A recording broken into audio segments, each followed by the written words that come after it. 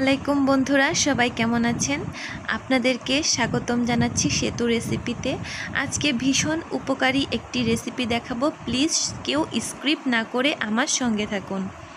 আজকে আমি ডিম এবং পেঁপে দিয়ে পাতলা ঝোল তৈরি করব। এর জন্য চলে গিয়েছিলাম আমার বাসার নিচের পেঁপে গাছে। এই গাছটার মধ্যে অনেক পেঁপে ধরে এবং পেঁপেগুলো খুবই মিষ্টি। আমি এই গাছ থেকে পেঁপে ছিঁড়ে নিচ্ছি। আমার 2টা পেঁপের মতো লাগবে। এই গরমে কিন্তু পেঁপের তরকারির খুবই উপকার। এর জন্য আমি পেঁপেগুলো একটু বড় করে বড় সাইজের টুকরো করে কেটে নিয়েছি এবং নিয়েছি 5টা ডিম। প্রথমে আমি ডিমগুলো সেদ্ধ করব। আমি ডিমগুলো একদম খুব সেদ্ধ করব না, আমি 3 থেকে 4 মিনিটের মতো সেদ্ধ করব, যাতে করে কুসুমগুলো একটু নরম থাকে। আমার একটু নরম কুসুম খুব ভালো লাগে। এরপর আমি বড় বড় করে স্লাইস করে কেটে রাখা পেঁপেগুলোকেও ভাপিয়ে নিব। পেঁপে ভাপিয়ে নিলে অনেক সময় দেখা যায় যে পেঁপের মধ্যে একটু কষকষ একটা ভাব থাকে, যেটা তরকারির মধ্যে আসলে আমার ভালো লাগে না।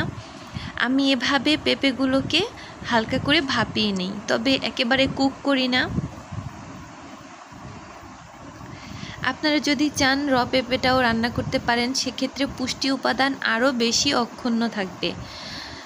এভাবে আমি একটি চালনির সাহায্যে পেঁপেগুলো উঠিয়ে রেখে তারপর কড়াইয়ের মধ্যে ভালো করে তেল গরম করে একটু হলুদ দিয়ে ডিম সেদ্ধগুলো আমি হালকা করে ভেজে নিব।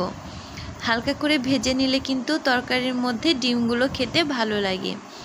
এবার ডিমগুলো তুলে নিয়ে একই প্যানের মধ্যে আরও একটু তেল দিয়ে দিয়েছি আমি পেঁয়াজ কুচি, 3 টুকরো দারচিনি ও 2টা তেজপাতা।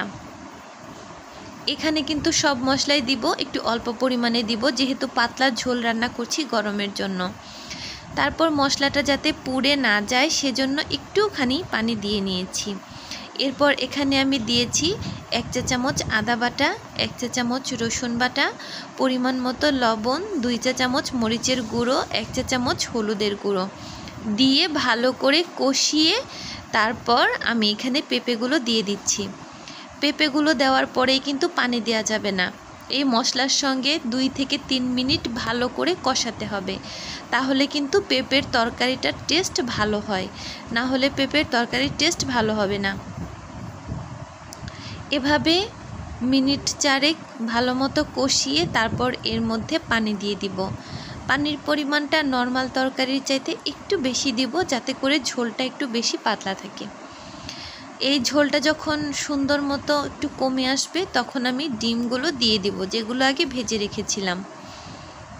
এভাবে আমি সবগুলো ডিম দিয়ে কিছুক্ষণ রান্না করে নেব এবং যখন দেখব যে রান্না অনেকটা হয়ে এসেছে তখন আমি এখানে ভাজা জিরে ও ভাজা ধনিয়ার একটুখানি গুঁড়ো দিয়ে দিব। এই তরকারিটা হয়ে এলে লবণটা চেক করে নিয়ে তারপর নামিয়ে নিতে হবে।